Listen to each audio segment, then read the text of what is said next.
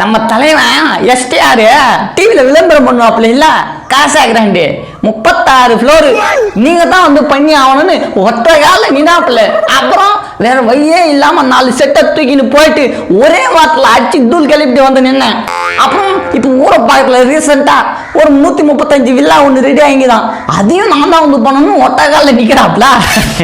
நீங்க வேற சார் புயல்லே புரியல சாப்பிட்ற இல்லைங்க. நாங்க உங்கள்கிட்ட ஒரு 1000 ஸ்கொயர் ஃபீட் வருமா, சும்மா விலகான தடவி அட்டி விட்டு போயிடுவேன் சார்.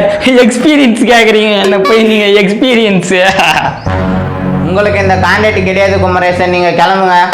ஏன் சார் தமிழ்நாட்டில் என்ன மாதிரி ஒரு எக்ஸ்பீரியன்ஸால பார்க்கவே முடியாது, என்னையா ரிஜெக்ட் பண்ணியா? எவன் ஒருத்தவன் தன்னை தானே தற்பெருமை பீத்திக்கிறானோ அவனுக்கு ஒண்ணுமே தெரியாதுன்னு அர்த்தம். சரி சமாளிப்போம் சார். காசா கிராண்ட் அபார்ட்மெண்ட்ல கலவை போட்டு தான் சொன்னேன், அது உங்க காதுல தப்பா கான்ட்ராக்ட் கேட்டுச்சு. எனக்கு எந்த ஒரு எக்ஸ்பீரியன்ஸுமே இல்லை, இப்பதான் புதுசா ஒரு பில்டிங்கே வேலை செய்ய போறேன். சின்ன சின்ன வேலைலாம் இப்பதான் செஞ்சு கத்துக்கிறேன், அதனால ஒன்றும் பிரச்சனை இல்லை, வேலை கொடுங்க செஞ்சு கொடுத்துட்றேன். உண்மை சொன்னதுக்கு நன்றி குமரேசன், உங்களுக்கு வேலை கிடையாது, கிளம்புங்க.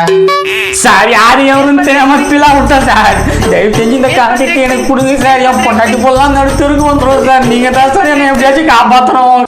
மூட்டை கிளம்புறியா இல்லை வாட்ச்மேனை கூப்பிட்டா?